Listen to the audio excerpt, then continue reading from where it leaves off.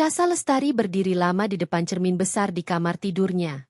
Di balik pantulan kaca, ia melihat seorang perempuan berusia awal 30-an dengan rambut hitam panjang yang baru saja dikeringkan setelah mandi. Matanya sayu, lingkar hitam semakin jelas, dan bibirnya kering karena semalaman menangis. Ia mencoba tersenyum kecil, seolah-olah masih ada sisa kekuatan untuk menipu dirinya sendiri. Tapi senyum itu lebih menyerupai garis getir yang menambah pahit wajahnya. Suara koper diseret terdengar dari luar kamar. Jantung Syasa berdegup cepat. Itu suara yang sudah sering ia dengar, suara koper hitam milik Aditya Wira, suaminya, yang seolah lebih sering menginap di hotel luar kota daripada di rumah sendiri. Beberapa detik kemudian, Aditya masuk sebentar ke kamar. Ia rapi, mengenakan kemeja putih dan jas abu-abu tipis. Aroma parfum maskulin memenuhi ruangan, tajam sekaligus menenangkan, aroma yang dulu membuat Syasa jatuh cinta, tapi kini hanya membuat dadanya sesak. "Aku berangkat dulu, Syah," ucap Aditya singkat sambil melirik jam tangannya. Syasa menoleh, menahan banyak kata yang berdesakan di tenggorokannya. Ia ingin bertanya, apakah benar kali ini ada dinas penting? Mengapa setiap kali ia mencari tiket atau jadwal rapat di internet, tak pernah ada jejak nama suaminya? Tapi lidahnya keluh. Yang keluar hanyalah, hati-hati di jalan. Aditya mengangguk, lalu pergi seolah-olah rumah itu hanyalah tempat singgah sementara. Suara pintu tertutup meninggalkan keheningan yang lebih menusuk dari apapun. Syasa terdiam, menatap pintu kosong, merasakan sebuah kekosongan menganga di dalam dadanya. Ia ingin berteriak, ingin memanggil nama Aditya, ingin memohon agar lelaki itu berhenti sejenak dan melihat dirinya. Benar-benar melihatnya, bukan sekadar istri yang ditinggalkan untuk alasan pekerjaan. Hujan turun di luar jendela, deras menghantam kaca, menciptakan garis-garis air yang mengaburkan pemandangan. Kota Jakarta tampak labu, dan di tengah gemuruh kendaraan, Syasa merasa semakin kecil. Ia menarik napas dalam-dalam, mencoba menenangkan detak jantungnya. Namun justru semakin jelas ia merasakan kehampaan. Sudah berbulan-bulan ia hidup dengan pola yang sama, menunggu suaminya pulang, mendengar alasan tentang tugas dinas, berusaha percaya walau hatinya penuh curiga. Berulang kali ia berusaha menyingkirkan prasangka, berpegang pada cinta lama mereka yang dulu begitu manis. Tapi ada tanda-tanda kecil yang tidak bisa ia abaikan. Aroma parfum asing pada kemeja Aditya, pesan-pesan yang segera dihapus, hingga jarak di ranjang yang semakin melebar. Syasa berjalan ke dapur, menuangkan secangkir teh panas, lalu duduk di meja makan. Tangannya gemetar saat menggenggam cangkir, bukan karena dingin, melainkan karena kegelisahan yang tak kunjung reda. Ia merasa dirinya seperti tahanan di rumah sendiri, terjebak dalam kebisuan yang diciptakan Aditya. Di benaknya, berkelebat kenangan lama. Hari-hari pertama pernikahan mereka masih jelas. Aditya yang penuh perhatian, yang selalu menjemputnya pulang kantor, yang rela menunda rapat hanya untuk makan malam bersama. Ia ingat bagaimana Aditya mengecup keningnya setiap pagi sebelum berangkat, meninggalkan janji-janji kecil bahwa mereka akan selalu bersama. Janji yang kini terasa seperti serpihan kaca yang menusuk. Syasa menahan napas panjang, lalu berdiri. Ia tidak ingin terjebak dalam kesedihan sepanjang hari. Tubuhnya bergerak seolah otomatis, meraih jaket tipis, mengambil tas, lalu meninggalkan apartemen mereka di bilangan Kuningan. Ia butuh udara, ia butuh tempat lain. Jalanan siang itu padat, namun Syasa nyaris tidak memperhatikan. Mobil-mobil berderet, klakson bersahutan, hujan membuat jalan licin. Ia melangkah cepat di trotoar, menunduk, membiarkan hujan membasahi rambutnya. Ia tidak peduli pandangan orang yang melihat. Ada satu tujuan yang muncul begitu saja di kepalanya. Apartemen Fiona Christie, sahabat dekat yang selalu ia percaya sejak kuliah. Fiona adalah sosok yang selalu ada ketika Syasa butuh telinga. Cantik, modern, penuh percaya diri. Mereka berdua sempat tinggal bersama saat masih mahasiswa, berbagi rahasia, bahkan pernah berjanji bahwa persahabatan mereka tidak akan terkalahkan oleh siapapun. Syasa merasa Fiona satu-satunya orang yang bisa ia ajak bicara saat ini, satu-satunya yang bisa meredakan gundah di dadanya. Perjalanan ke apartemen Fiona terasa lebih lama dari biasanya, padahal hanya berjarak beberapa kilometer. Mungkin karena hati Syasa yang terlalu penuh hingga waktu terasa melambat. Setiap detik adalah gema kesepian. Ia membayangkan Fiona menyambutnya dengan hangat, mendengar keluh kesahnya, menenangkannya seperti dulu. Itu harapan kecil yang membuat kakinya tetap melangkah meski hujan menampar wajahnya. Sampai akhirnya ia berdiri di depan pintu unit Fiona. Napasnya memburu, tubuhnya setengah basah. Ia menekan bel. Suara denting kecil terdengar dari dalam. Detik-detik berikutnya terasa panjang. Lalu pintu terbuka, menyingkap sosok sahabatnya. Shasa tercekat. Matanya langsung jatuh pada sesuatu yang tidak seharusnya ada di tubuh Fiona. Sebuah kaos abu-abu dengan logo kecil di dada, kaos kesayangan Aditya. Dunia Shasa seketika berhenti berputar. Suara hujan di luar meredam, udara di lorong apartemen menjadi dingin membekukan. Fiona tersenyum kecil, seolah tidak menyadari tatapan Shasa yang membeku. "Shasa, kau datang. Masuklah." Tapi Shasa tidak bergerak. Pandangannya terpaku pada kaos itu, kaos yang ia kenal betul, yang berkali-kali ia lipat dengan tangannya sendiri, yang biasa dipakai Aditya saat bersantai di rumah. Setiap helai benangnya seperti menjerat jantung Shasa. Pertanyaan-pertanyaan menghantam kepalanya tanpa ampun. Mengapa Fiona memakai kaos itu? Apakah mungkin Aditya menitipkannya? Apakah mungkin Fiona hanya meminjam? Tapi logikanya runtuh begitu saja. Ada sesuatu yang salah, sangat salah. Tubuh Shasa lemas. Kakinya seperti kehilangan tulang. Ia ingin berlari, ingin kabur, tapi rasa ingin tahu menahannya. Sesuatu di dalam dirinya menolak untuk berpaling sebelum mendapatkan jawaban. "Sah?" Suara Fiona terdengar, ragu. "Kau kenapa diam saja? Masuklah dulu. Kau kelihatan basah kuyup." Shasa menelan ludah, berusaha menata wajahnya. Tapi tatapannya tidak bisa lepas dari kaos itu. Hatinya seperti diiris tipis-tipis. Ia melangkah pelan ke dalam, masih dalam kabut kebingungan. Apartemen Fiona tampak rapi seperti biasa. Wangi lilin aromaterapi memenuhi ruangan. Namun suasana itu justru membuat Shasa semakin mual. Semuanya tampak terlalu normal, terlalu sempurna. Seakan-akan Fiona ingin menyembunyikan sesuatu di balik kerapian ini. Shasa duduk di sofa, tangannya gemetar. Fiona bergegas ke dapur, mengambilkan handuk. Saat kembali, ia meletakkan handuk itu di pangkuan Shasa. "Keringkan dulu rambutmu. Kau bisa sakit kalau dibiarkan basah." Shasa mengangguk kaku, mencoba tersenyum, padahal hatinya bergemuruh. Ia masih mencari penjelasan, masih berusaha menyangkal kenyataan yang perlahan terbuka di depan matanya. Tapi sesuatu di benaknya sudah mulai retak, dan dari retakan itu, rasa sakit yang tak terbendung mulai merembes keluar. Sejenak ia mengusap rambutnya dengan handuk, lalu matanya melirik ke arah pintu kamar di sisi kanan ruangan. Pintu itu sedikit terbuka. Dari dalam, samar-samar terdengar bunyi sesuatu seperti langkah kaki. Shasa menahan napas. Darahnya berdesir. Ia tahu suara itu. Terlalu akrab untuk salah mengenali. Lalu, pintu kamar terbuka lebih lebar. Dan di sana berdiri sosok yang membuat dunia Shasa benar-benar hancur. Aditya Wira. Dengan kemeja kusut yang setengah terbuka, wajah tenang yang seolah tidak menyadari kejutannya. Pandangan matanya membeku begitu melihat Shasa. Detik itu, hati Shasa remuk. Seluruh jawaban yang ia cari berbulan-bulan kini berdiri jelas di depannya. Telanjang tanpa bisa ditutupi. Dunia yang ia jaga dengan penuh cinta, runtuh seketika menjadi puing-puing. Udara di ruang tamu apartemen Fiona mendadak menebal. Seakan semua oksigen lenyap sekaligus. Shasa duduk membeku di sofa. Tubuhnya masih gemetar, matanya terpaku pada sosok yang baru saja muncul dari balik pintu kamar. Aditya berdiri kaku, seolah terperangkap dalam mimpi buruk yang tiba-tiba nyata.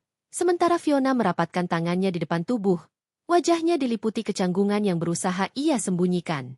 Shasa tidak mengucapkan sepatah kata pun.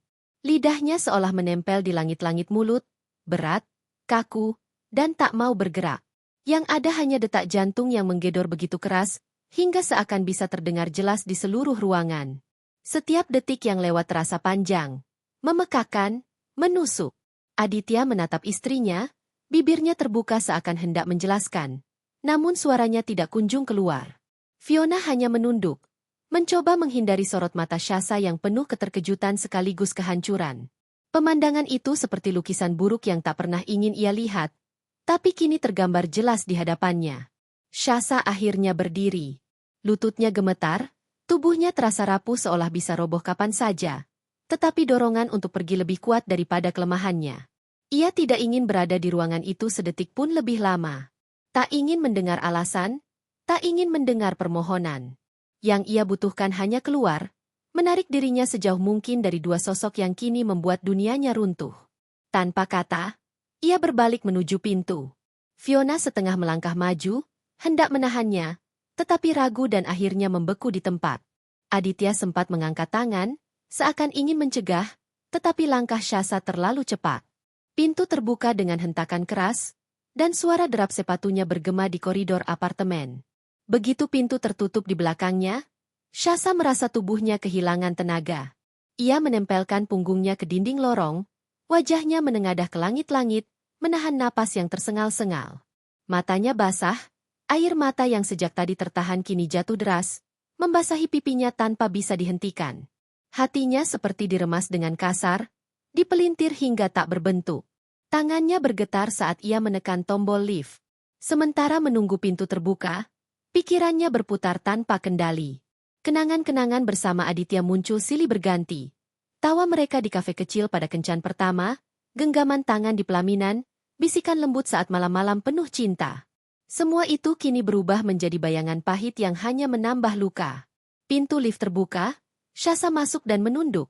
Tak berani menatap pantulan wajahnya sendiri di dinding logam yang mengkilap. Ia takut melihat sosok rapuh yang baru saja kehilangan segalanya. Lift bergerak turun, dan setiap lantai yang terlewati seakan membawa pergi satu demi satu harapan yang dulu ia genggam erat. Begitu sampai di lobi, ia berjalan cepat melewati penjaga apartemen yang menatapnya dengan rasa ingin tahu. Shasa tidak peduli. Hujan masih turun deras di luar, tapi ia terus melangkah, membiarkan butir-butir air menghantam wajah dan rambutnya. Jalan raya padat, klakson bersahutan, lampu-lampu kendaraan memantul di aspal basah. Semua terlihat samar oleh air mata yang terus mengalir, bercampur dengan air hujan. Ia tidak tahu hendak kemana. Rumahnya terasa asing. Apartemen Fiona kini menjadi mimpi buruk, dan seluruh kota tampak seperti labirin tanpa tujuan. Kakinya membawa langkah demi langkah tanpa arah, hanya mengikuti dorongan naluriah untuk menjauh. Hujan membasahi seluruh tubuhnya, membuat pakaian menempel erat di kulit, menimbulkan rasa dingin yang menusuk. Namun dingin dari luar tak ada apa-apanya dibanding dingin yang mencengkeram hatinya. Ia merasa kosong, hampa, seolah dunia menelannya bulat-bulat. Shasa berhenti di sebuah taman kecil di tepi jalan, di mana pepohonan rindang menahan sebagian hujan. Ia duduk di bangku kayu, memeluk tubuhnya sendiri, mencoba menemukan sedikit kehangatan. Lampu taman yang temaram menyorot wajahnya yang pucat, dan sesekali kilat menerangi langit, menambah dramatis kesedihannya. Di sana, sendirian, ia akhirnya membiarkan seluruh emosinya pecah. Tangisnya pecah tanpa suara, tubuhnya berguncang hebat, dadanya naik turun tak terkendali. Ia merasa dikhianati dengan cara yang paling kejam, bukan hanya oleh suami yang seharusnya menjadi pelindungnya, tetapi juga oleh sahabat yang seharusnya menjadi tempat ia bersandar. Dua orang terdekatnya, dua orang yang paling ia percayai, ternyata bersatu untuk meruntuhkan hatinya. Rasa sakit itu begitu dalam hingga hampir membuatnya sulit bernapas. Ia bertanya-tanya pada dirinya sendiri. Apa salahnya? Mengapa cinta yang ia beri dengan tulus dibalas dengan pengkhianatan? Ia mencoba mencari alasan, mencari logika, tapi semua pertanyaan hanya berputar tanpa jawaban. Waktu berjalan, hujan perlahan mereda menjadi rintik-rintik kecil. Jalanan mulai sepi, hanya ada beberapa kendaraan yang melintas. Shasa masih duduk di bangku itu, tubuhnya menggigil, rambutnya kusut basah, wajahnya sembab. Tapi di balik kesedihan yang menelannya, perlahan tumbuh sesuatu yang lain, amarah. Amarah itu muncul seperti bara kecil di tengah reruntuhan, menyala pelan tapi pasti. Setiap kali ia mengingat wajah Aditya yang muncul dari kamar Fiona, setiap kali ia teringat kaos abu-abu yang membungkus tubuh sahabatnya, bara itu semakin membesar. Kesedihan yang begitu dalam perlahan berganti menjadi kemarahan yang membakar. Ia tahu dirinya telah hancur, tapi ia juga tahu ia tidak akan membiarkan mereka melanjutkan hidup dengan tenang setelah semua ini. Ada suara di dalam dirinya yang berbisik, bahwa rasa sakitnya tidak boleh berakhir sia-sia. Bahwa ia harus bangkit, meski tertatih, untuk memastikan mereka menyesali setiap keputusan yang mereka buat. Shasa menarik napas panjang, menatap kosong ke jalanan basah di depannya. Air matanya masih mengalir, tapi sorot matanya perlahan berubah. Bukan lagi sekadar sorot perempuan yang rapuh, melainkan sorot seseorang yang mulai menemukan tujuan baru meski tujuan itu lahir dari luka. Malam semakin larut, udara semakin dingin. Namun Syasa tidak lagi merasa ingin menyerah. Ia berdiri dari bangku, merapikan jaket yang menempel lepek di tubuhnya, lalu melangkah pulang dengan langkah gontai. Di sepanjang jalan, pikirannya masih dipenuhi gambaran menyakitkan, tapi juga mulai disertai bayangan masa depan yang berbeda, masa depan di mana ia bukan lagi korban, melainkan pengendali. Rumah yang biasanya terasa kosong kini semakin sunyi. Syasa masuk dengan langkah pelan, menutup pintu tanpa suara. Ia berdiri di ruang tamu, memandangi foto pernikahan mereka yang tergantung di dinding. Foto itu memperlihatkan dirinya dan Aditya tersenyum bahagia, dengan Fiona berdiri di samping sebagai salah satu bridesmaid. Syasa menatap lama foto itu, perasaan campur aduk meremas hatinya. Betapa ironisnya, dua orang yang dulu berdiri paling dekat dengannya pada hari penuh bahagia itu, kini justru menjadi dua orang yang paling menusuknya dari belakang.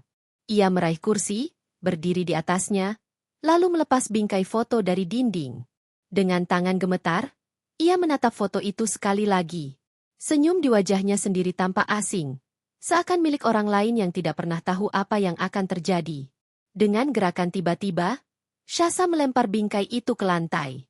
Kaca pecah berkeping-keping, suaranya nyaring memantul di ruangan kosong.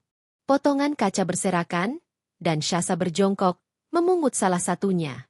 Ia menatap pecahan kaca itu, melihat pantulan wajahnya sendiri yang retak-retak. Wajah seorang perempuan yang baru saja kehilangan segalanya. Namun di balik pantulan yang retak itu, ada sesuatu yang lain, sebuah tekad yang mulai lahir, meski masih samar. Syasa menutup matanya, menggenggam erat pecahan kaca, hingga tangannya sedikit terluka. Rasa perih di kulitnya justru membuatnya merasa lebih nyata, seolah mengingatkan bahwa ia masih hidup, bahwa ia masih punya kendali atas dirinya. Malam itu, di tengah sunyi dan serpihan kaca, Syasa membuat janji dalam hatinya. Ia mungkin telah dikhianati, dihancurkan, dijatuhkan serendah-rendahnya. Tapi ia tidak akan selamanya menjadi korban. Ada harga yang harus dibayar oleh Aditya Wira dan Fiona Christie. Dan Syasa Lestari bersumpah, ia akan memastikan mereka membayar dengan mahal sampai keduanya merasakan bagaimana rasanya kehilangan segalanya. Pagi datang dengan cahaya pucat yang menerobos tirai kamar. Syasa Lestari terbangun bukan karena lelapnya tidur, melainkan karena tubuhnya terlalu letih untuk terus memejam. Semalam ia hanya tergeletak di atas ranjang tanpa selimut, menatap kosong langit-langit hingga fajar tiba. Matanya bengkak, kelopaknya berat, dan kulit wajahnya tampak lebih pucat dari biasanya. Ia bangkit perlahan, tubuhnya terasa ringan namun rapuh, seolah tulangnya hanya disusun dari debu. Kakinya menapaki lantai dingin kamar, menuju cermin. Di sana, ia kembali bertemu dengan wajah asing yang sama seperti malam sebelumnya.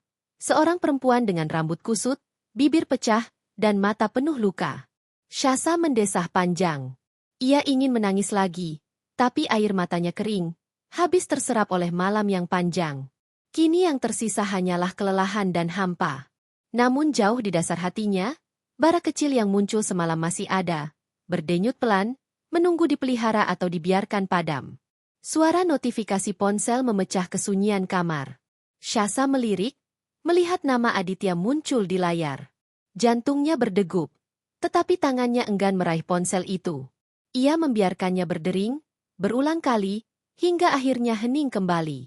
Beberapa menit kemudian pesan singkat masuk, "Maafkan aku, kita harus bicara." Syasa menutup mata. Kata-kata itu seperti racun manis yang menusuk telinganya. Maaf, kata yang terlalu ringan untuk menghapus apa yang sudah ia lihat dengan matanya sendiri. Bicara?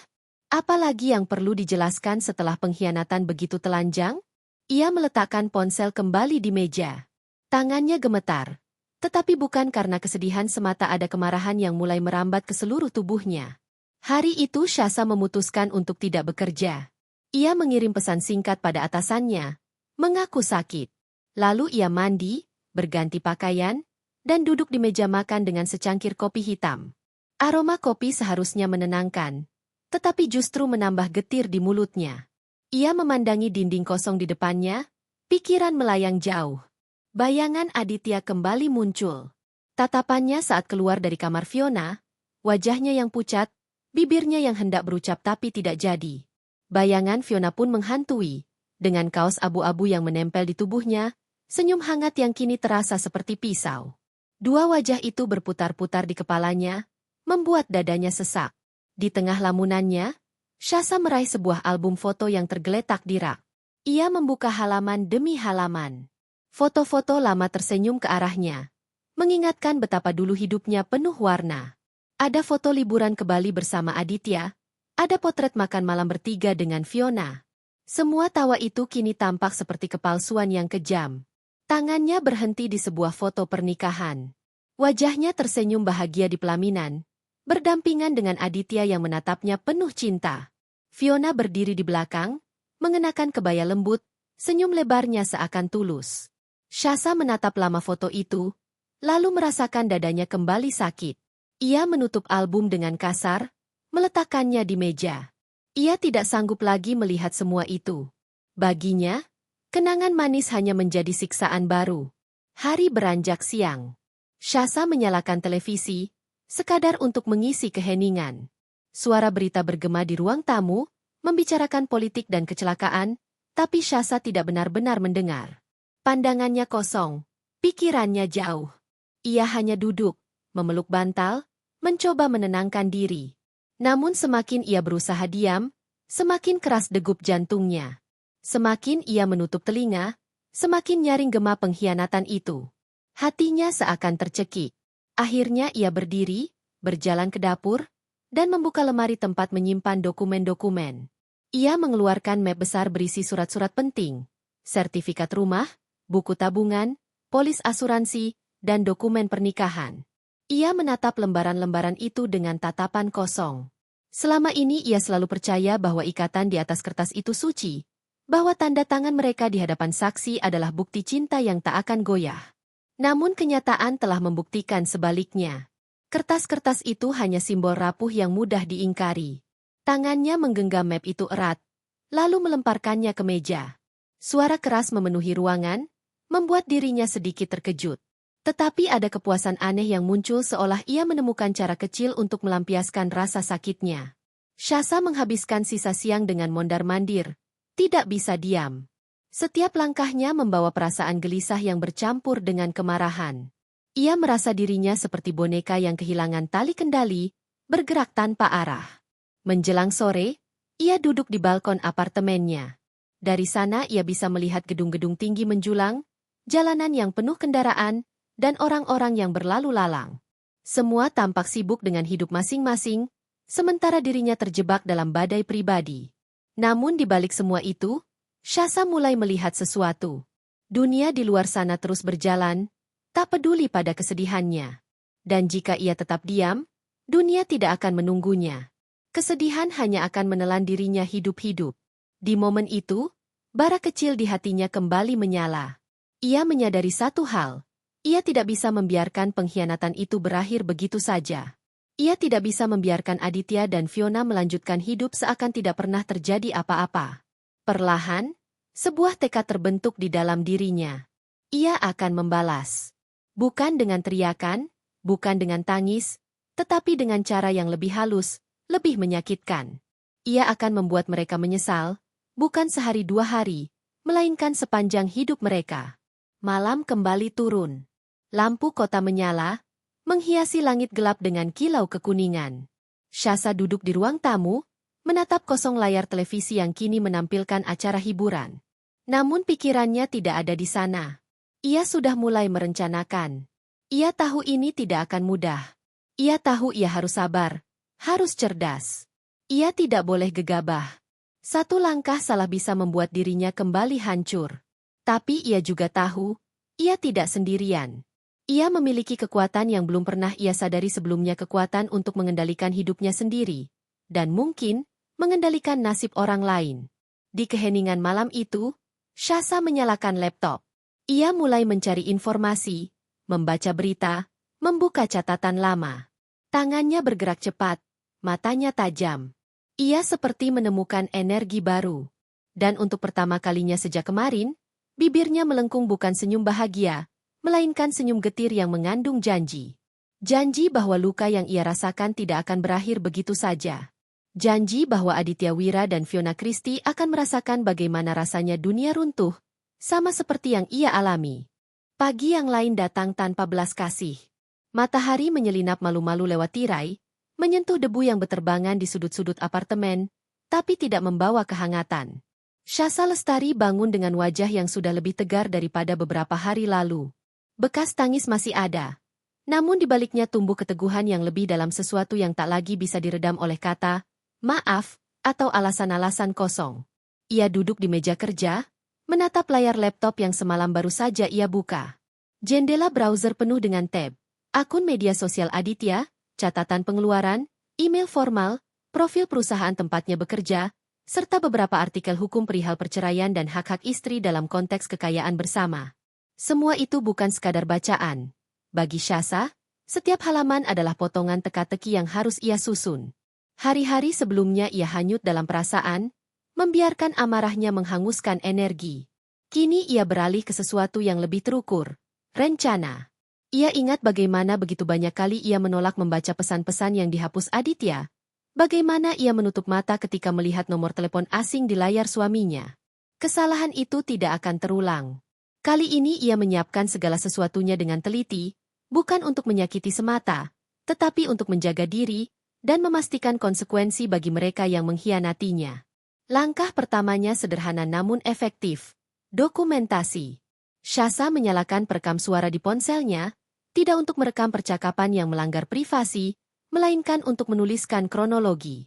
Ia membacakan setiap momen dari ingatannya tanggal, jam, kata-kata, gerak tubuh, detail-detail kecil seperti aroma kopi atau lubang pada kaos abu-abu itu. Suara Syasa bergetar di awal, tapi semakin lama semakin tegas. Menuliskan membuat ingatan menjadi bukti. Jika nanti perlu layanan hukum atau pembelaan di hadapan orang lain, ia tidak ingin bergantung pada ingatan yang bisa disalahartikan. Sore harinya, ia berkunjung ke kantor tempat Aditya kadang mengadakan meeting. Bukan untuk konfrontasi langsung yang bisa membuatnya kehilangan kendali, melainkan untuk mengamati. Ia duduk di kafe di seberang gedung, menyaksikan manusia-manusia profesional datang dan pergi, mencatat nama-nama yang sering masuk ke dalam daftar tamu Aditya. Ia menulis, menandai, menyesuaikan peta relasi yang perlahan terbentuk. Siapa klien yang sering bertemu Aditya, siapa kolega yang tampak dekat, dan siapa yang memiliki pengaruh terhadap reputasi perusahaan. Di antara daftar itu ada satu nama yang menonjol, seorang partner lama yang sering disebutkan Aditya dalam rapat-rapat yang dulu mereka lalui bersama. Orang itu tidak perlu dipertaruhkan. Yang perlu Syasa lakukan adalah mengerti struktur permainan. Kehidupan profesi Aditya adalah arena di mana reputasi menjadi mata uang. Dengan keberpihakan yang tepat, ia bisa memengaruhi cara pandang orang terhadapnya tanpa perlu menjerumuskan diri ke perbuatan yang salah. Malamnya, Syasa mengontak seorang pengacara bukan dengan nada menggertak, melainkan karena ia ingin tahu haknya. Perceraian adalah kata yang berat. Tetapi menjadi persiapan bukan berarti ia akan segera memakai jalan itu. Pengacara itu menjelaskan hal-hal praktis. Pembagian aset, bukti perselingkuhan sebagai faktor dalam proses hukum, dan bagaimana bukti yang sahih dapat disusun. Syasa menyimpan semua itu seperti senjata yang tidak kasat mata. Ia tidak ingin mengeluarkannya kecuali memang diperlukan. Sambil menunggu, ia merapikan jejak-jejak emosinya. Ia menemui sahabat-sahabat lama, bukan untuk curhat melulu, tetapi untuk merekonstruksi jaring sosialnya, siapa yang dapat menjadi saksi karakter, siapa yang bisa menawarkan tempat berlindung, siapa yang bersedia menolong secara praktis ketika ia membutuhkan bukti fisik atau pengamanan. Tidak semua orang dalam lingkaran pertemanan bisa ia percaya. Tapi ada beberapa wajah yang setia, yang mencatat kata-katanya dan menaruhnya pada tempat yang aman. Strategi Syasa bukan tentang kekerasan atau aib spontan yang menimbulkan keributan publik. Ia lebih memilih menghancurkan dari akar reputasi yang selama ini dipelihara Aditya dan nyaman di atas kerelaan Fiona.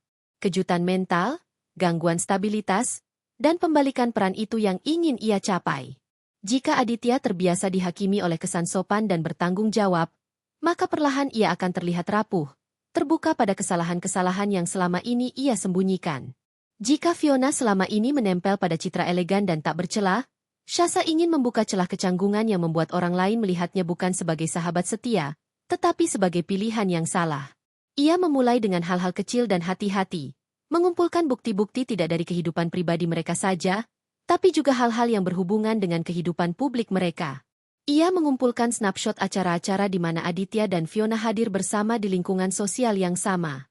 Ia menandai foto-foto di media sosial yang memperlihatkan kedekatan mereka dalam momen-momen bersifat profesional, menyusun kronologi untuk menunjukkan pola. Pola itu tidak selalu memuat adegan intim, tapi saat disatukan, ia merangkai narasi yang sulit dibantah oleh yang melihatnya dari luar. Ada juga langkah lain yang lebih halus, menanam keraguan di lingkaran dekat mereka. Bukan dengan gosip menjijikan, tapi dengan pertanyaan bijak pada orang-orang tertentu. Tidak aneh ya, kalau seseorang sering pergi dinas begitu saja apa yang membuat mereka memilih tinggal jauh dari rumah? Pertanyaan seperti itu terdengar naif, bahkan prihatin. Namun pada benak orang yang mendengar, kerangka cerita mulai berubah dari sekadar kebaikan menjadi sesuatu yang perlu ditengok kembali. Manusia suka menjelaskan hal pada logika mereka sendiri.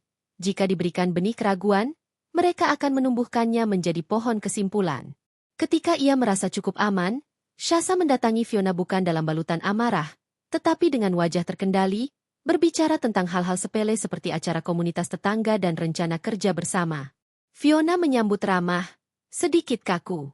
Ada rasa canggung yang tak dapat disembunyikan. Namun Fiona terlalu piawai memainkan peran mereka bercakap sebentar. Fiona tersenyum berkelakar, menanyakan kabarnya, namun tatapan Fiona sesekali menyelinap pada Shasa seperti menilai apakah ia benar-benar sembuh? Seberapa jauh ia tahu? Shasa pulang dengan lebih banyak pertanyaan. Fiona belum terbuka, ia masih rapi, masih memegang kendali. Itu membuat Shasa semakin yakin bahwa pendekatan frontal akan sia-sia. Ia perlu mendapatkan sesuatu yang tak bisa diatur oleh senyum manis, sebuah bukti nyata. Sebuah foto, sebuah pesan yang tak dapat dibantah, atau saksi yang tidak bisa diubah ceritanya. Maka Shasa mulai menyusun rencana berlapis. Di pagi yang lain, ia menata ulang jadwal hidupnya, pergi ke gym lebih sering untuk menyamarkan jejak emosional, menghadiri seminar di kantor agar orang melihatnya aktif, dan memperluas jaringan profesionalnya. Sambil menjalankan rutinitas baru itu, ia mempelajari teknik memperhatikan cara menilai bahasa tubuh, intonasi saat seseorang berbicara, dan kebiasaan kecil yang tak sengaja terkuak ketika seseorang merasa aman. Kelemahan orang sering tersembunyi di rutinitas, dan Shasa ingin paham pola itu. Dalam beberapa minggu, perubahan pada dirinya semakin kentara. Rekan-rekannya di kantor heran melihat Shasa yang dulu sering menangis kini hadir dengan penampilan yang lebih rapi dan fokus. Ia tetap bekerja, bahkan lebih giat. Ada logika di balik itu bila ia bisa menempatkan diri sebagai figur yang stabil. Saat konflik meledak, orang akan cenderung mendengarkan versi ceritanya. Di sisi lain, Aditya mulai terlihat goyah. Shasa mengamati dari jauh bagaimana jadwalnya berubah. Ia melihat adanya panggilan telepon yang tiba-tiba, rapat yang dibatalkan, dan ekspresi tergesa yang tidak biasa di wajah suaminya saat ia kebetulan berpapasan. Bukan bahwa Shasa sedang menguntit, melainkan ia membaca pola akibat dari upayanya sendiri yang menabur benih-benih kecil keraguan-raguan. Aditya, yang selalu bergantung pada kontrol, kini harus menyesuaikan diri dengan serangkaian gangguan yang seolah muncul dari mana-mana. Suatu malam ketika lampu kota memantul samar di jendela apartemen, Shasa duduk menulis surat, bukan surat untuk menunjukkan kemarahan, melainkan surat yang rapi berisi poin-poin fakta yang mungkin kelak diperlukan. Ia menuliskan tanggal-tanggal, kejadian-kejadian, nama-nama saksi yang mungkin mau memberi pernyataan, dan juga perasaan-perasaan yang berkaitan erat dengan bukti tersebut. Tulisan tangan itu terasa nakal dan sekaligus melegakan. Di setiap kata ia menuliskan kembali kendali yang dulu hilang. Shasa sadar, rencananya bukan sekadar tentang menghancurkan. Ada bagian dari dirinya yang ingin kembali utuh. Mungkin ia tak lagi percaya pada cinta yang sama, tetapi ia ingin meraih kembali harga dirinya. Jika itu berarti membuat Aditya dan Fiona menanggung konsekuensi, maka ia bersedia melakukannya dengan cara yang tidak murahan, tetapi terukur dan bermartabat. Dalam proses itu, ia tidak kehilangan sisi manusiawinya. Malam-malam tertentu, ketika semuanya sunyi, hatinya masih merindu hari-hari sederhana saat Aditya menjemputnya dengan senyum dan Fiona 3 langkah di belakang dengan tawa kecil. Kenangan itu tidak akan hilang begitu saja. Namun ia belajar membedakan antara nostalgia dan pembenaran. Nostalgia membuatnya lemah. Pembenaran membangun ilusi yang akan memenjarakan dirinya lagi. Di antara rencana-rencana besar, Shasa juga menata urusan praktis. Menata ulang rekening banknya, menyiapkan akun email cadangan, dan berbicara dengan penasihat keuangan tentang kemungkinan melindungi asetnya. Ia tak ingin keputusasaannya membuatnya rentan secara materi. Kejernihan pikir itu membuatnya semakin kuat. Ia tahu bagaimana menjaga ruang aman bagi dirinya sendiri sebelum terjun ke medan konflik yang lebih luas. Seiring waktu, apa yang dimulai sebagai dendam berubah menjadi misi perlindungan diri dengan sisi elegan yang membuatnya tak lagi serampangan. Ia memupuk jaringan, menata bukti, melatih kesabaran. Dan di balik semua itu, di hadapan cermin, ia melihat seorang perempuan yang kembali utuh, namun dengan tepi-tepi yang lebih tajam. Di sebuah malam yang hampir tak terasa berbeda dari malam-malam sebelumnya, Shasa menutup laptopnya dan menatap keluar jendela. Lampu-lampu kota seperti bintang-bintang kecil yang mati suri. Namun baginya, setiap cahaya itu adalah bukti bahwa dunia masih berputar. Ia menarik napas panjang. Langkah-langkah kecilnya baru permulaan. Ketika badai benar-benar datang, Shasa ingin berada di posisi yang mampu menahan angin. Ia memejamkan mata sejenak, merasakan denyut tekad yang semakin kuat. Ada banyak hal yang bisa ia lakukan, dan ia akan memilih jalan yang menjanjikan kebenaran bukan sekadar balas dendam murahan, tetapi pembalasan yang menuntut pertanggungjawaban. Dan ketika saat itu tiba, ia tidak akan lagi menjadi perempuan yang menangis di depan cermin. Ia akan menjadi perempuan yang berjalan tegap melewati reruntuhan, menyisakan penyesalan di belakang mereka yang pernah meremukannya. Hari-hari setelahnya berjalan dengan ritme aneh. Shasa Lestari bangun pagi, berpakaian rapi, bahkan bekerja lebih teratur dibanding sebelumnya. Dari luar, ia tampak seperti perempuan yang berhasil melewati badai. Rekan-rekannya di kantor melihatnya sebagai sosok yang kembali produktif, meski ada sorot dingin yang sesekali mengintip dari balik senyumnya. Namun di dalam hatinya, retakan itu semakin dalam. Ia sedang menata ulang kehidupannya bukan untuk melupakan, melainkan untuk bersiap. Rencana yang perlahan ia rangkai mulai menemukan jalurnya. Satu demi satu kepingan bukti dan strategi terkumpul, membentuk pola yang jelas. Fiona Christie dan Aditya Wira harus merasakan bagaimana rasanya kehilangan kendali atas dunia mereka. Pada suatu pagi, ia berdiri di depan cermin kamar mandi, menatap bayangan dirinya yang berhias lipstik lembut dan eyeliner tipis. Wajah itu tidak lagi muram seperti minggu-minggu awal, melainkan tenang. Ada sorot tajam di matanya, bukan sekadar untuk menutupi luka, tapi untuk menegaskan sesuatu. Ia sudah siap memainkan peran baru. Peran yang membuatnya tidak lagi tampak sebagai korban. Shasa melangkah keluar dengan langkah pasti.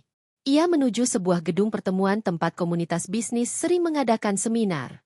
Di sana, banyak wajah familiar dari dunia Aditya. Orang-orang berseragam jas, berdiskusi tentang proyek, berbincang sambil tertawa kecil. Shasa hadir dengan alasan profesional. Namun di balik itu ia membawa tujuan lain.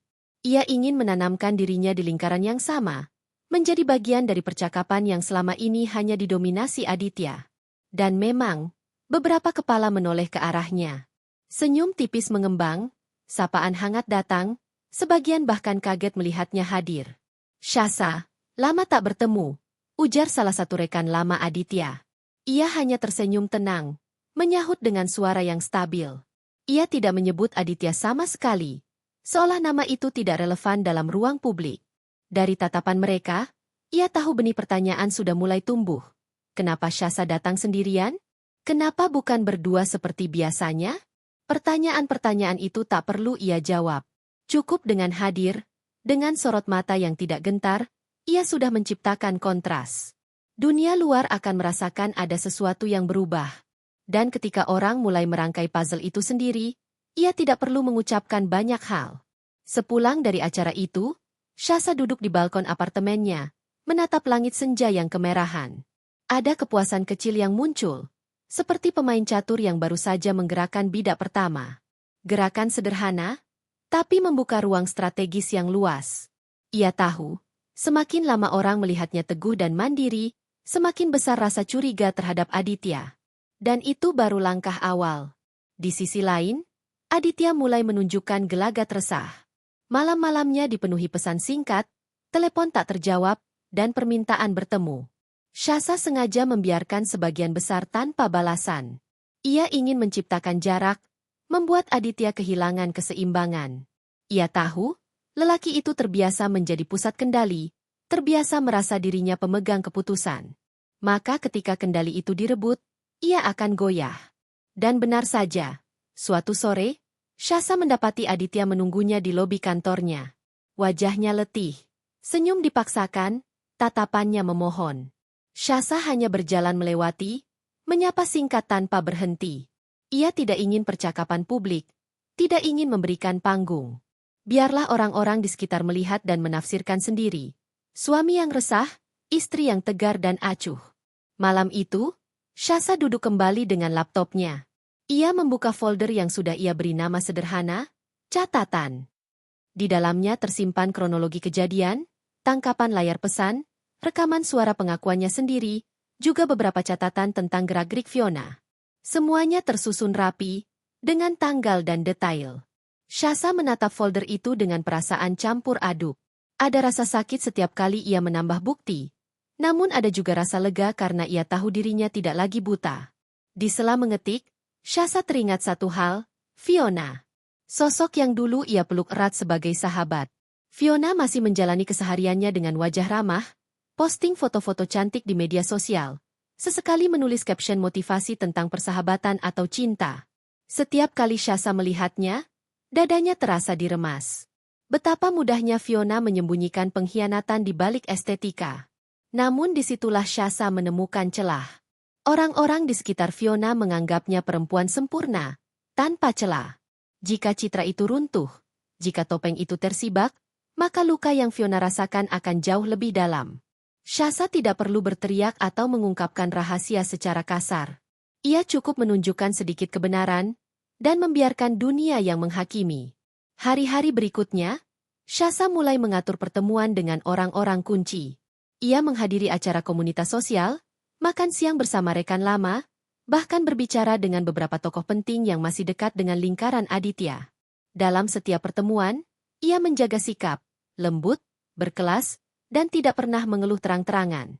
Tetapi di antara obrolan ringan, ia sisipkan pertanyaan samar, seolah hanya kegelisahan biasa. Kadang aku heran, bagaimana seseorang bisa sering sekali dinas jauh? Mungkin aku terlalu banyak berpikir, ya. Kalimat itu sederhana, tapi ia tahu bagaimana manusia bekerja. Mereka akan menyimpan kalimat itu di benak. Lalu suatu hari, saat melihat sesuatu yang janggal, kalimat itu akan kembali muncul dan tumbuh menjadi keraguan. Di rumah, malam-malam Shasa tetap sunyi. Ia duduk sendirian, menatap kota, mendengarkan suara jam berdetak. Namun kesunyian itu kini berbeda. Dulu, ia terjerat rasa hampa. Kini kesunyian menjadi ruang perencanaan. Ia belajar menikmati denting sepi, karena dari situlah ia menemukan kekuatan. Sampai pada suatu malam, ia menerima sebuah pesan anonim. Pesan itu singkat, hanya berisi satu kalimat, "Kamu tidak sendirian.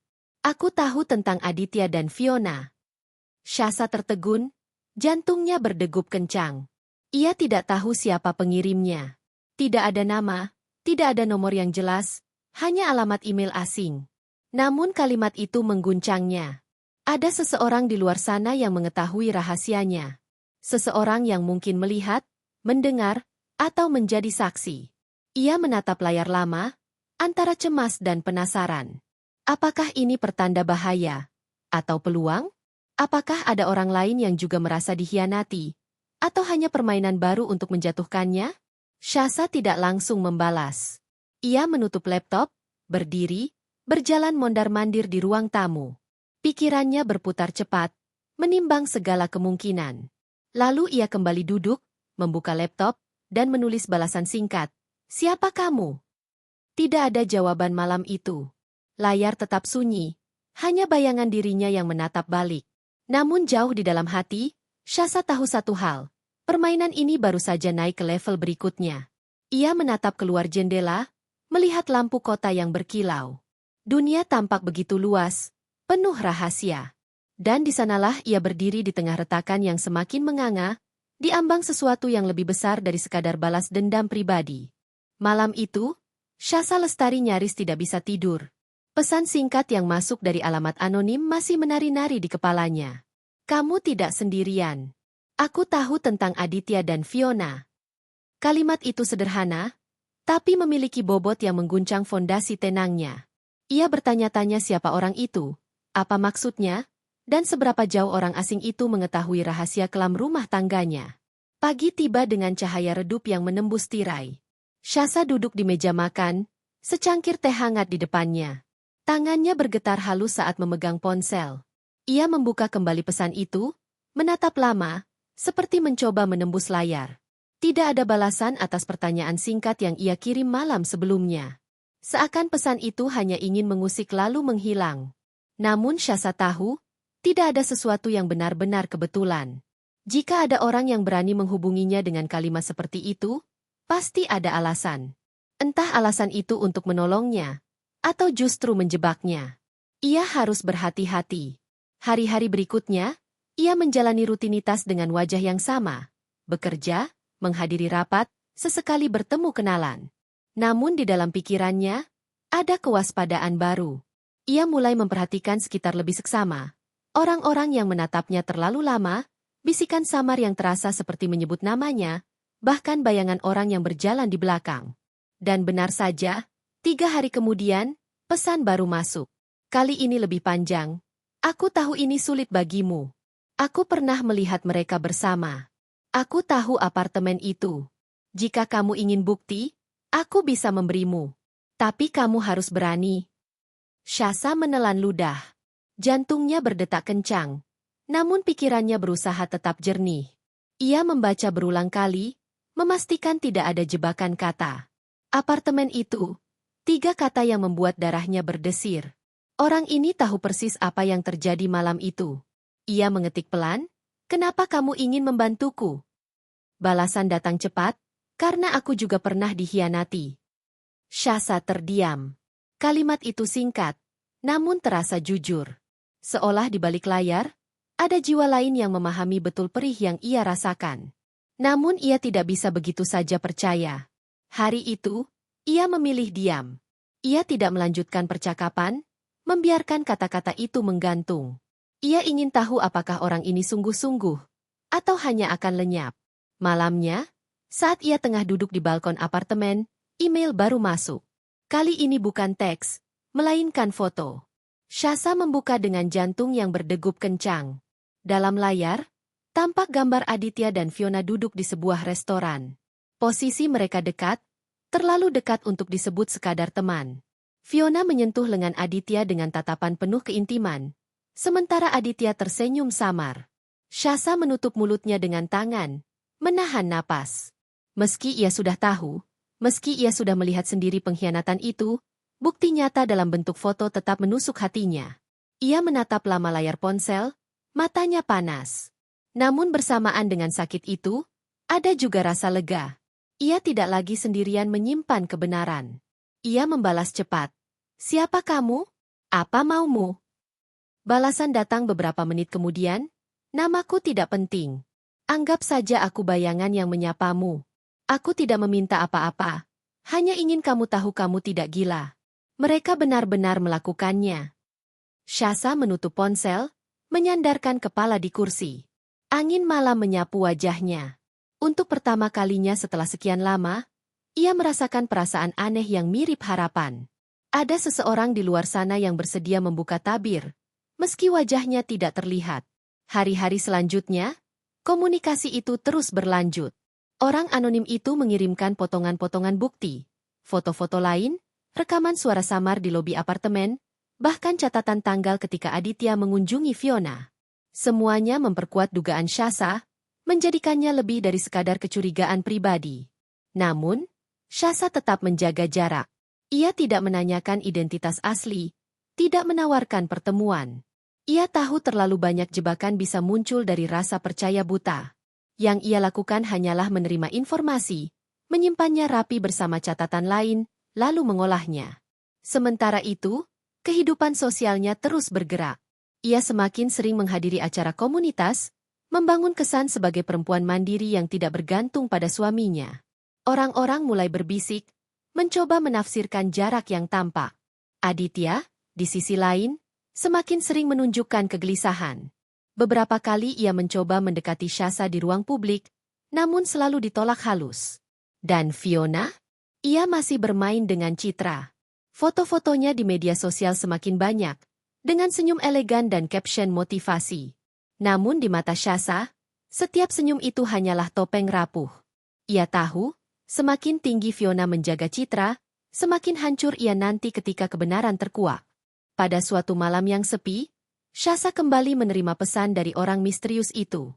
Kali ini berbeda. Jika kamu ingin mereka benar-benar hancur, kamu tidak bisa hanya mengandalkan bukti. Kamu harus tahu bagaimana menggunakannya. Syasa menggenggam ponselnya erat. Ia tahu kalimat itu benar. Bukti hanya akan menjadi tumpukan data jika tidak ditempatkan dengan tepat. Yang bisa melukai bukan hanya kebenaran, melainkan cara kebenaran itu dibuka. Ia mengetik pelan, "Apa maksudmu?" Balasan datang, "Mereka paling takut kehilangan citra. Seranglah di sana. Dunia luar lebih kejam daripada kita. Biarkan mereka dihancurkan oleh tangan orang-orang yang dulu memuja mereka." Syasa terdiam lama. Kata-kata itu menusuk pikirannya, menyalakan bara yang sudah lama ada. Ia menatap kota dari jendela, lampu-lampu yang berkelip bagai bintang. Bayangan di balik layar itu mungkin benar. Selama ini ia terlalu sibuk menahan amarah, hingga lupa bahwa kekuatan sesungguhnya ada pada persepsi orang. Ia menutup ponsel, lalu berdiri, berjalan ke meja kerja. Tangannya membuka folder catatan, menatap semua bukti yang sudah terkumpul. Ia tahu, saatnya hampir tiba untuk mulai memainkan kartu pertamanya. Namun jauh di dalam hati, ia juga sadar, begitu ia melangkah, tidak ada jalan kembali. Dunia mereka bertiga tidak akan pernah sama lagi. Syasa Lestari berjalan di antara kerumunan dengan wajah yang tenang, seolah-olah segala badai yang menerjang hidupnya hanyalah kabut tipis yang cepat sirna. Di luar, dunia bergemuruh dengan kegiatan yang tak pernah berhenti. Di dalam dirinya, langkah-langkah kecil yang selama beberapa minggu disusun mulai menemukan ritme. Rencana bukan lagi sketsa kasar di atas meja. Kini rencananya bertransformasi menjadi serangkaian tindakan presisi, dan hari itu adalah hari pertama uji coba. Ia memulai dari hal paling sederhana, pijakan opini. Syasa tahu betul bagaimana Citra bekerja. Ia pernah hidup di bawahnya bersama orang yang kini menghancurkannya. Citra adalah kain tipis yang bisa terangkat dengan hembusan angin yang tepat. Maka ia memilih hembusan yang halus, tak mencolok, namun mengandung sesuatu yang akan membuat orang menoleh berkali-kali sampai kini. Pada akhirnya, mereka sendiri merangkai kesimpulan. Pertama, ia menata kembali jejaring sosialnya. Bukan dengan postingan provokatif atau kata-kata dramatis, tetapi dengan kehadiran yang konsisten dan elegan. Foto-foto kerja, testimoni klien, unggahan singkat tentang seminar yang ia hadiri. Penampilan publiknya dirancang untuk menunjukkan kestabilan dan profesionalisme Citra yang kontras tajam dengan kabar samar yang perlahan ia sebarkan lewat bisik-bisik terpilih. Di sela-sela itu, ia menyisipkan komentar ringan pada unggahan bertema keluarga atau hubungan, komentar yang tampak biasa tetapi menanamkan bibit keraguan. Sebuah kalimat seperti, "Kadang ketidakhadiran lebih menyakitkan daripada pengabaian terang-terangan," mungkin tampak sepele, namun di benak yang pernah menyaksikan pola, kata itu bekerja seperti kunci yang membuka ingatan. Langkah berikutnya lebih berani. Melalui akun anonim yang dibuatnya bertahun-tahun lalu untuk keperluan survei pasar, Syasa membocorkan satu foto, bukan foto vulgar, tetapi foto yang ringkas dan berbicara sendiri. Sebuah restoran gelap, meja kecil, Aditya dan Fiona duduk berdekatan, kepala mereka hampir menyentuh satu sama lain. Tidak ada caption kecuali waktu dan lokasi. Foto itu dikirim memakai alamat email yang tidak bisa ditelusuri ke dirinya. Ia tahu tugasnya bukan mencipta kebencian semata, melainkan hanya menempatkan potongan kebenaran di tempat orang yang tepat bisa menemukannya. Foto itu mengambang di dunia maya seperti batu kecil yang dijatuhkan di permukaan air. Lingkaran gelombangnya tumbuh lambat tapi pasti. Seorang jurnalis gosip populer yang biasa menangani berita selebritas dan kehidupan sosial kelas atas melihat unggahan itu. Tanpa berusaha keras, sang jurnalis mengkapture, memutar ulang, memberi nada tanya pada timeline yang selama ini berisi senyum simetris dan caption manis. Dalam hitungan jam, screenshot tersebar di beberapa grup tertutup, lalu ke akun-akun yang lebih ramai, hingga akhirnya menjadi perbincangan yang tak bisa diabaikan. Syasa memantau segala gerakannya seperti komandante di ruang kontrol. Ia tidak sedetik pun kehilangan komposure. Setiap reaksi publik merupakan bagian dari eksperimen yang ia lancarkan. Ia mencatat pola. Siapa yang pertama memberi like, siapa yang menulis komentar sinis, siapa yang diam penuh perhitungan. Satu nama muncul berulang kali, seorang kolega lama Aditya yang tampaknya tidak setuju pada beberapa kebijakan internal perusahaan. Ia mengirimkan pesan privat padanya, berpura-pura mengajak diskusi tentang topik profesional. Lalu dengan tenang memaparkan fakta-fakta yang selama ini ia kumpulkan. Tanpa jatuh sebagai penuduh, ia menawarkan perspektif yang cukup untuk membuat orang itu menoleh pada Aditya dengan rasa curiga. Dampaknya terasa cepat di lingkungan profesional Aditya. Di sebuah rapat penting, klien besar yang biasanya memberikan proyek tiba-tiba menanyakan jadwal Aditya yang sering berubah. Bisik kecil itu bergulir menjadi pembicaraan serius. Dalam dunia bisnis, keraguan terhadap integritas atau stabilitas seorang eksekutif cukup untuk membuat rekan menimbang ulang komitmen mereka. Ketika orang yang menjadi tumpuan mulai goyah, urat-urat di dalam struktur yang tampak solid pun mulai terlihat rapuh. Fiona merasakan riaknya pada sisi sosial yang lebih halus. Di lingkungan para pegiat seni dan gaya hidup yang menjadi arena dia bertengger, gosip seperti akar bambu menyusup diam-diam. Seorang panitia acara yang pernah bekerja sama dengannya menanyakan dengan nada ringan jawaban yang diharapkan hanya anggukan simpati, namun malah menjadi awal dari penghakiman kecil. "Oh, Fiona? Saya dengar ada yang aneh belakangan ini," bisik salah satu orang yang selama ini memberi dukungan. Fiona merespon dengan senyum terlalu cepat. Tertawa yang kedengaran seperti bunglon yang memperagakan kebahagiaan. Topeng harus dipertahankan, karena citra adalah semuanya.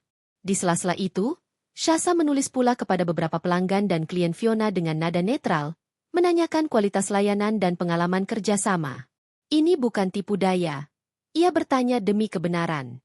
Namun ketika sekumpulan komentar mengalir, beberapa menyinggung inkonsistensi dalam kepemimpinan proyek yang berkaitan dengan nama Fiona, pertanyaan-pertanyaan kecil mulai merangkai narasi lain, bukan hanya hubungan personal yang bersinggungan, tetapi juga etika profesional. Ada kalanya Shasa merasakan rasa bersalah menusuk. Di tengah malam, ketika kota sepi dan hanya lampu jalan yang menjaga kesunyian, ia merasa seperti seorang perencana yang mencabut nyawa sosok yang dulu hidup dalam ingatan manisnya. Kenang-kenangan mereka bertiga muncul di kepalanya. Tawa di meja makan, pesta kecil yang mereka rayakan, tatapan hangat yang pernah meredakan cemas. Rasa bersalah itu bukan hanya beban moral. Ia juga menjadi pengingat bahwa permainan ini tak sepenuhnya hitam putih. Namun Shasa menaruh beban itu rapi di sudut jiwa dan kembali memilih logika. Ia menengarai bahwa satu-satunya cara keluar dari pengkhianatan adalah memastikan kebenaran mendapat tempat di mata publik. Karena ketika publik menilai, tidak ada lagi ruang bagi manipulasi diam-diam. Pada satu titik, bumerang kebohongan mulai memukul balik. Seorang teman dekat Fiona, yang selama ini menjadi saksi senyap atas hubungan mereka, mendatangi Fiona dengan mata berkaca-kaca. Ia bertanya dengan suara yang mencoba meredam getir apakah semuanya benar. Fiona mencoba menangkis, berputar dengan alasan klise tentang kedekatan profesional. Namun rangkaian komentar, pesan anonim, dan foto yang berputar itu membuatnya terguncang. Tidak semua orang akan langsung berpihak padanya. Ada yang memilih menyingkir, ada yang merenung, ada yang kini menimbang ulang apakah selama ini mereka melihat dengan jujur atau hanya dengan lensa yang dirancang oleh Fiona sendiri. Di kantor, Aditya berusaha menampung urusan bisnis sementara badai reputasi menjalar. Ia tampak goyah, panggilan telepon berkepanjangan, rapat darurat, klarifikasi yang harus dibuat sambil menenangkan klien. Raut wajahnya yang dulu selalu diberi label tenang, kini memancarkan garis ketegangan. Ia mencoba menghubungi Shasa dengan nada yang berbeda tiap kali, dari memohon hingga mengancam samar. Shasa membiarkan semuanya berdering.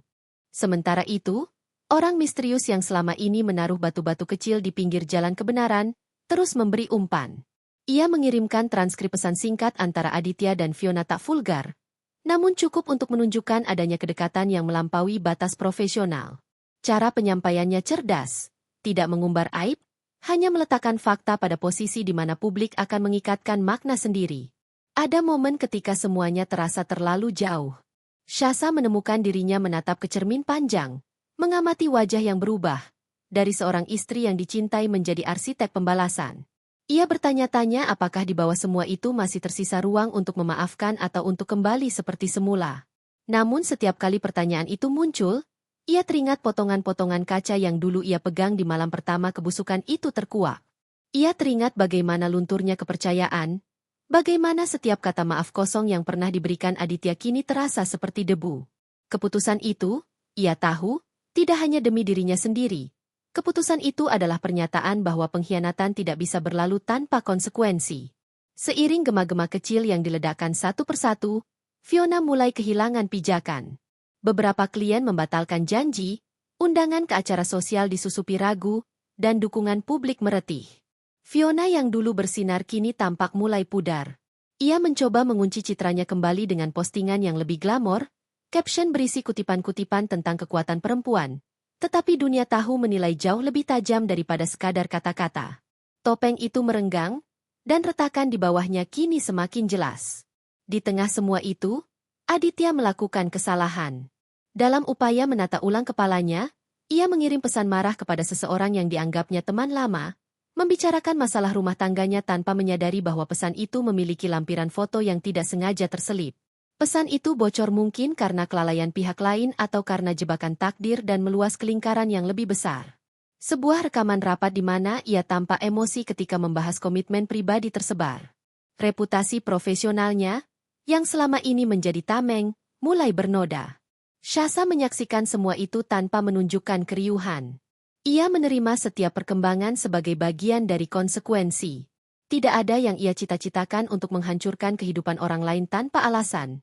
Ada alasan yang memberinya hak untuk menuntut pertanggungjawaban. Namun ia juga mengerti satu hal penting. Ketika publik menjadi hakim, mereka jarang melihat konteks penuh. Mereka melihat potongan, dan potongan itu bisa tajam seperti pisau. Di satu malam yang lembab, ketika hujan menghantam jendela seperlunya, Shasa membuka kembali pesan dari orang misterius itu. Hatinya berdebar, bukan karena kegembiraan, melainkan karena ia tahu apa yang kini harus dilakukan selanjutnya. Serangkaian peristiwa yang ia mulai kini telah memicu reaksi yang lebih besar dari yang ia rencanakan. Ada gunung yang bergerak perlahan, dan puncaknya bukan lagi di tangannya sendiri. Namun ia belum selesai. Rencana masih memiliki lapisan-lapisan baru, bukan hanya tentang eksposur, tetapi juga tentang keadilan dengan cara yang mungkin akan membuat Aditya dan Fiona menilai ulang setiap langkah yang pernah mereka ambil. Ia tahu taruhannya semakin tinggi. Ia juga tahu bahwa ketika badai benar-benar melanda, tidak ada yang akan kembali seperti semula. Di ujung malam itu, Shasa menutup laptopnya. Di hadapan cermin, ia melihat bayangan seorang perempuan yang telah melalui banyak retakan. Wajahnya tidak lagi hanya menampung sedih. Kini terdapat garis-garis ketegasan. Ia menarik napas dalam-dalam dan merasakan bahwa permainan ini belum usai. Ada langkah-langkah berikutnya yang menunggu, halus tetapi tak kalah mematikan.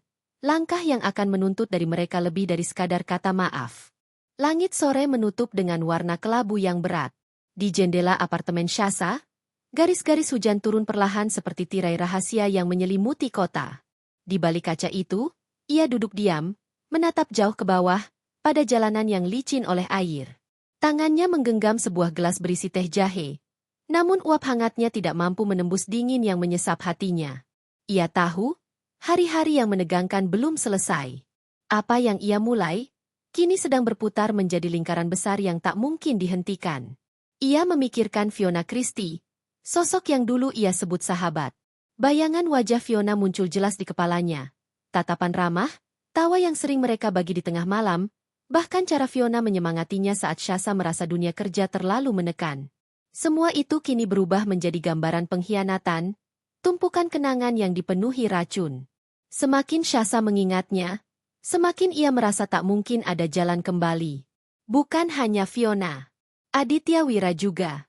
Lelaki yang pernah ia percayai sepenuh hati, yang pernah ia pandang dengan rasa bangga, kini menjelma bayangan gelap yang selalu membayanginya. Shasa tidak tahu bagaimana Aditya bisa tidur dengan nyenyak sementara luka itu ia ciptakan dengan tangannya sendiri. Tetapi Shasa tidak lagi perempuan yang hanya bisa menangis di balik pintu kamar. Rasa sakitnya kini berubah bentuk. Dari bara kecil menjadi api yang tenang namun konsisten. Ia mulai merancang pola bagaimana caranya membuat mereka berdua menyesali pilihan mereka, bukan hanya dalam sekejap, melainkan sepanjang sisa hidup. Shasa sudah melihat tanda-tanda awal dari rencananya.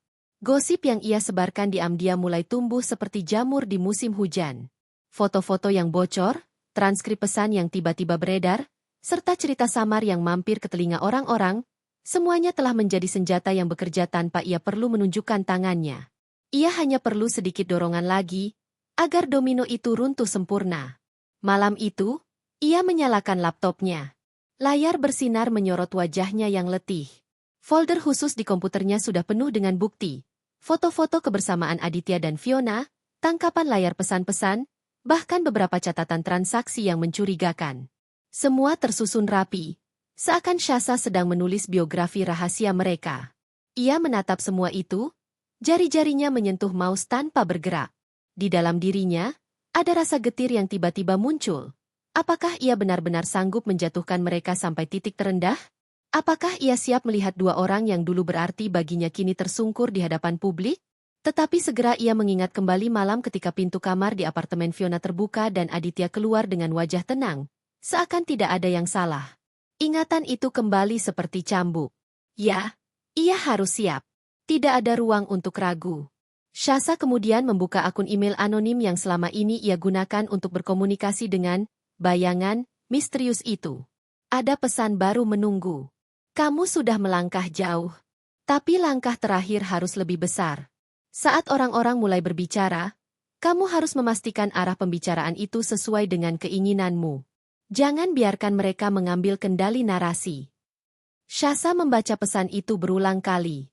Kata-katanya terasa tajam, tapi juga masuk akal. Ia sudah memulai badai, tetapi badai yang liar bisa menghancurkan apa saja, bahkan dirinya sendiri. Ia harus mengarahkan badai itu, membuatnya menabrak tepat ke sasaran, Aditya dan Fiona. Pikirannya berputar. Ia harus menunggu waktu yang tepat. Tidak bisa sembarangan. Jika ia membuka semua bukti sekaligus, mungkin orang-orang hanya akan merasa kasihan pada Fiona dan Aditya, atau justru menyalahkannya. Ia harus pintar menata ritme, membiarkan mereka sendiri yang saling menyerang, saling menghancurkan. Kesempatan itu datang lebih cepat dari yang ia bayangkan. Beberapa hari kemudian, sebuah acara gala diadakan oleh komunitas seni tempat Fiona sering tampil. Shasa mendapat undangan, meski ia tidak pernah lagi aktif setelah pengkhianatan itu. Ia sempat ragu untuk hadir, namun kemudian menyadari bahwa acara itu bisa menjadi panggung pertama untuk rencananya. Malam acara tiba, Shasa melangkah masuk dengan gaun sederhana namun elegan, wajahnya tenang, rambutnya tersisir rapi. Orang-orang menoleh, sebagian menyapa hangat. Banyak yang sudah mendengar desas-desus tentang rumah tangganya. Namun Shasa tidak memberi kesempatan bagi mereka untuk melihatnya rapuh. Ia berdiri tegak, senyum tipis menghiasi wajahnya, seolah ia adalah perempuan yang baru saja bangkit dari reruntuhan. Di sisi lain ruangan, Fiona hadir dengan gaun mewah berwarna merah tua, penuh percaya diri. Aditya juga ada di sana, berdiri beberapa langkah dari Fiona, berusaha bersikap normal. Shasa melihat cara mereka saling bertukar pandang, gerakan kecil yang hanya bisa dibaca oleh seseorang yang dulu mengenal mereka berdua. Acara berlangsung meriah, penuh percakapan, musik, dan gelas-gelas berisi anggur. Saat itulah Shasa mengeluarkan langkah kecil namun tajam. Ia berbicara dengan seorang jurnalis Live Style yang kebetulan hadir. Obrolannya ringan, penuh tawa, hingga pada satu titik ia melontarkan kalimat sederhana. Terkadang, yang paling sulit bukan kehilangan cinta, tapi menyadari cinta itu tidak pernah benar-benar milikmu. Dan lucunya, kadang pengkhianat justru berdiri di sampingmu selama bertahun-tahun. Ia tidak menyebut nama, tidak menunjuk siapapun. Namun ia tahu, jurnalis itu cukup pintar untuk membaca arah kata-katanya. Dan benar saja, beberapa hari kemudian, artikel singkat muncul di media online, tentang seorang perempuan yang bangkit dari pengkhianatan, tentang luka yang disembunyikan di balik wajah yang tetap tegar. Tidak ada nama, tetapi bayangan Fiona dan Aditya segera mengisi imajinasi orang-orang. Shasa tidak berhenti di situ. Ia mulai menyalurkan potongan bukti kepada orang-orang tertentu. Tidak semua, hanya secukupnya. Foto Fiona dan Aditya di restoran diberikan pada seorang pengusaha yang dulu pernah ditolak oleh Fiona. Transkrip pesan mereka dikirimkan ke kolega Aditya yang diam-diam iri pada posisinya. Ia tahu kepada siapa harus memberikan amunisi, agar peluru itu ditembakkan dengan tepat. Seiring waktu, tekanan mulai terlihat. Aditya beberapa kali kehilangan fokus dalam rapat penting, wajahnya terlihat letih, teleponnya nyaris tidak pernah berhenti berdering. Fiona, yang biasanya aktif di media sosial, mulai mengurangi postingan. Senyum yang ia tunjukkan pada publik kini tampak kaku, seperti topeng yang retak. Dan Syasa? Ia tetap diam, berjalan dengan tenang, seolah tidak tahu apa-apa. Ia hanya menonton dari kejauhan, menyaksikan dua orang itu semakin terpojok oleh lingkaran yang mereka buat sendiri. Namun malam-malam tetap panjang bagi Syasa. Di balik keberhasilannya, ada rasa kosong yang mengintai. Kadang ia bertanya dalam hati, apa yang ia lakukan ini benar-benar demi keadilan, atau hanya demi kepuasan pribadi? Pertanyaan itu menghantuinya. Tapi ia tahu tidak boleh berhenti sekarang. Belum saatnya. Karena ia ingin lebih dari sekadar membuat mereka malu. Ia ingin memastikan mereka menyesali pengkhianatan itu seumur hidup. Dan untuk itu, ia masih menyimpan kartu terakhir yang belum dimainkan. Hari-hari berikutnya menjadi medan penuh riak bagi Aditya Wira dan Fiona Christie. Seperti sepasang ikan yang terjebak di dalam jaring, mereka berusaha berenang ke sana kemari, tetapi justru semakin terjerat oleh benang-benang yang menahan. Semakin mereka mencoba melepaskan diri, semakin mereka terikat. Aditya, yang dulu dikenal sebagai sosok berwibawa, kini tampak kehilangan arah. Di kantor, ia sering terlambat datang ke rapat, pikirannya melayang, matanya merah. Beberapa klien yang biasanya memujinya mulai menghindar, seolah takut ikut terseret dalam arus yang kini mengalir deras. Telepon genggamnya tak berhenti bergetar. Bukan hanya dari urusan pekerjaan, melainkan juga dari gosip yang mulai menyusup hingga ke lingkaran kolega. Sebuah foto dirinya dengan Fiona beredar, ditambahkan narasi liar yang membuatnya terlihat seperti pria yang tidak setia, tidak beretika, dan tidak pantas memegang jabatan tinggi. Fiona tidak lebih baik. Wajahnya yang biasanya penuh percaya diri kini pucat, senyum yang ia lemparkan ke dunia maya kian jarang muncul. Ia masih mencoba mempertahankan citranya dengan unggahan glamor, tetapi orang-orang kini membacanya dengan kacamata berbeda. Setiap foto mewah justru memancing komentar sinis. Undangan-undangan untuk menghadiri acara perlahan berkurang. Telepon dari teman-teman sosialita mulai jarang berbunyi. Orang-orang tidak ingin terlalu dekat dengan nama yang sedang dicibir. Syasa Lestari menyaksikan semua itu dengan diam. Ia tidak perlu menambah api, cukup meniup bara kecil, dan dunia melakukan sisanya. Yang menarik baginya adalah melihat bagaimana Aditya dan Fiona menghadapi tekanan itu. Bukannya bersatu, mereka justru mulai saling menyalahkan. Di balik dinding apartemen Fiona, pertengkaran kerap pecah. Fiona menuduh Aditya tidak hati-hati, terlalu ceroboh hingga semua bukti bisa keluar. Aditya balik menuduh Fiona terlalu sering tampil di depan umum, mengundang perhatian yang tak perlu. Kata-kata tajam berhamburan, meninggalkan luka yang lebih dalam daripada gosip luar. Hubungan yang dulu mereka anggap penuh gairah kini berubah menjadi jeruji yang saling menyakitkan.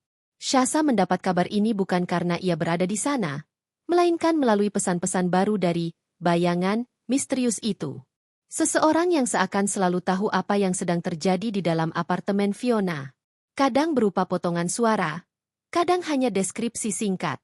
Syasa membaca semuanya dengan hati berdebar, antara percaya dan tidak percaya. Namun satu hal pasti, jerat itu bekerja. Suatu sore, Syasa menghadiri sebuah pertemuan bisnis. Ia duduk dengan tenang, menjelaskan presentasi dengan penuh keyakinan. Para klien mendengarkan dengan seksama, memberi anggukan, bahkan pujian. Di tengah suasana itu, salah satu kolega yang dulu dekat dengan Aditya menyapanya pelan setelah pertemuan usai. Syasa, aku tidak tahu apa yang sebenarnya terjadi. Tapi aku hanya ingin bilang, kamu perempuan yang kuat.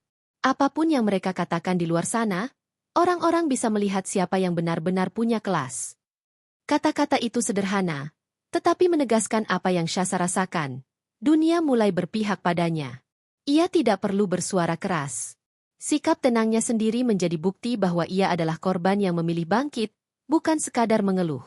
Malamnya, Aditya mencoba menelepon lagi. Syasa menatap layar yang bergetar.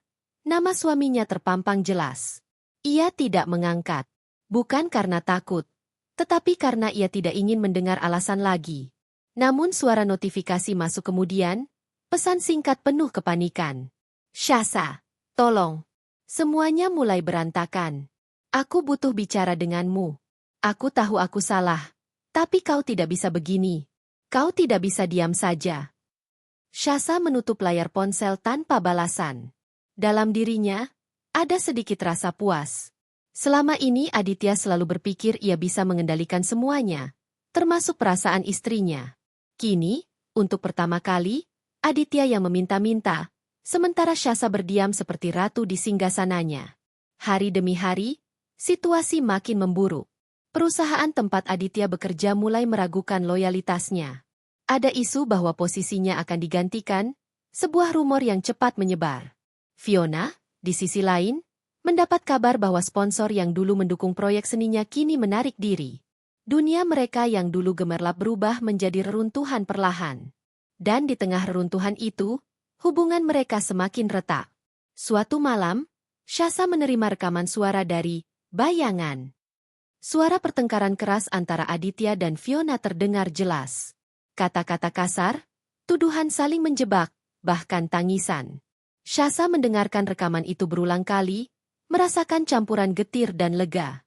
Getir karena dua orang yang dulu ia cintai kini benar-benar hancur. Lega karena rencananya berhasil, tanpa harus mengangkat senjata sekalipun. Namun ada sisi lain dalam dirinya yang bertanya, sampai kapan ini harus berlangsung? Apakah ia akan berhenti ketika keduanya sudah benar-benar jatuh? Ataukah ia ingin melihat mereka terus menurun, tanpa titik akhir? Pertanyaan itu menari-nari di kepalanya, sulit dijawab. Di sebuah kafe kecil yang sepi, Syasa duduk sendirian sambil menatap secangkir kopi. Dari jendela, ia melihat lalu lintas kota yang ramai, orang-orang bergegas mengejar hidup mereka masing-masing. Tidak ada yang tahu apa yang ia alami. Tidak ada yang tahu bahwa di balik wajah tenangnya, ada badai besar yang baru saja ia kendalikan. Syasa tahu satu hal, dirinya tidak lagi sama. Ia bukan perempuan naif yang dulu menunggu suaminya pulang dengan penuh harap. Ia kini perempuan yang tahu bagaimana dunia bekerja, bagaimana reputasi bisa menjadi senjata, bagaimana kesabaran bisa berubah menjadi kekuatan.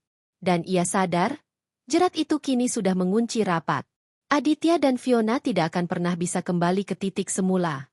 Tidak ada permintaan maaf yang cukup untuk menghapus rasa malu dan kehilangan yang kini mereka tanggung. Syasa mengangkat cangkir kopinya, menyesap perlahan. Rasanya pahit, tapi justru pahit itu yang membuatnya terasa nyata. Di luar, malam mulai turun, membawa lampu-lampu kota yang berkelip seperti bintang. Syasa tahu, ini belum akhir. Masih ada langkah terakhir yang harus ia ambil.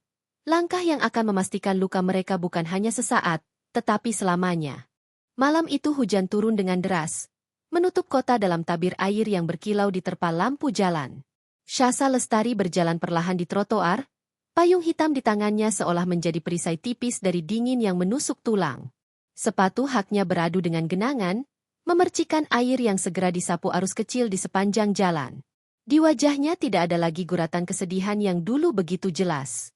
Ada ketenangan, ada keanggunan, meski jauh di dalam dadanya masih tersisa bara yang tidak pernah padam sepenuhnya. Hari-hari panjang penuh luka telah mengajarinya untuk berdiri sendiri. Ia tidak lagi menunggu kehangatan dari rumah yang sudah lama retak, atau mengharapkan kejujuran dari sahabat yang menusuk dari belakang. Ia kini berdiri di atas kakinya sendiri, dengan luka yang telah menjadi pelindung. Luka yang menguatkan. Sementara itu, di tempat lain, Aditya Wira duduk di ruang tamu apartemen Fiona Christie. Ruangan yang dulu tampak mewah kini berantakan, seperti refleksi kehidupan mereka. Botol kosong berserakan di lantai, kertas-kertas lusuh menumpuk di meja, tirai jendela tidak lagi ditata dengan rapi. Fiona meringkuk di sudut sofa. Matanya sembab, wajahnya kusam. Tidak ada kilau sosialita yang tersisa. Keduanya kini terjebak dalam ruang yang sama, tetapi hatinya berjauhan. Kata-kata saling menyalahkan sudah habis. Kini berganti diam panjang yang lebih menyakitkan. Mereka seperti dua orang asing yang terikat oleh dosa bersama, tapi tidak mampu melepaskan diri. Aditya menatap layar ponselnya yang retak. Notifikasi email dari kantornya berdering, memberi kabar bahwa posisinya resmi digantikan orang lain. Ia tidak lagi menjadi direktur muda yang disegani, melainkan pria yang karirnya runtuh karena skandal pribadi. Ia menengadah, menutup wajah dengan kedua telapak tangan.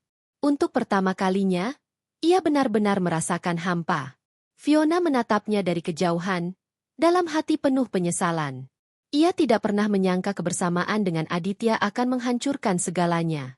Ia pikir ia merebut kebahagiaan, nyatanya ia justru meraih bara yang membakar hidupnya. Para sahabat lama menjauh, pekerjaannya terbengkalai, Dan kini ia terkurung dalam apartemen dengan lelaki yang semakin hari semakin tenggelam dalam putus asa. Syahsa tahu semua ini. Tidak karena ia datang ke sana, melainkan karena dunia kini dengan senang hati membawa berita itu kepadanya. Gosip, foto, cerita, semua beredar tanpa ia harus menggerakkan satu jari pun.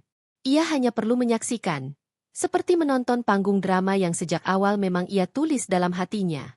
Tetapi Syahsa tidak pernah benar-benar puas. Di balik rasa lega, ada keinginan yang lebih dalam. Melihat Aditya dan Fiona menundukkan kepala padanya, mengakui semua kesalahan, dan menjalani sisa hidup dalam penyesalan. Ia ingin memastikan luka yang ia terima bukan sekadar terbalaskan, melainkan menjadi pelajaran yang tak terhapuskan. Maka suatu pagi, ia berdiri di depan cermin, mengenakan gaun putih sederhana, merapikan rambutnya, dan menatap bayangan dirinya sendiri. Ia memutuskan untuk menemui mereka, bukan untuk meminta penjelasan atau balas dendam lagi, melainkan untuk menutup bab yang telah lama membebaninya. Apartemen Fiona kini tidak lagi seramai dulu. Ketika Syahsa mengetuk pintu, butuh waktu lama sebelum pintu itu terbuka. Aditya yang membuka, dengan wajah kusut, rambut berantakan, mata merah. Ia tertegun, seakan tidak percaya bahwa Syahsa berdiri di hadapannya. Syahsa? Suaranya serak, seperti pecahan kaca. Syahsa tidak menjawab. Ia hanya melangkah masuk, matanya menyapu ruangan yang berantakan. Fiona muncul dari balik pintu kamar, tubuhnya kurus, wajahnya pucat. Keduanya berdiri kaku, seolah menghadapi hantu dari masa lalu. Keheningan panjang menguasai ruangan. Hanya suara hujan di luar jendela yang terdengar. Syahsa berdiri di tengah ruangan, lalu berkata dengan suara yang tenang, hampir tanpa emosi. Aku tidak datang untuk mendengar alasan. Tidak ada yang bisa kalian katakan untuk mengubah apa yang sudah terjadi. Aku hanya ingin kalian tahu, luka ini tidak akan pernah hilang. Kalian sudah menghancurkan sesuatu yang tidak bisa diperbaiki. Aditya menunduk, bahunya bergetar. Fiona menutup mulutnya dengan tangan, menahan tangis.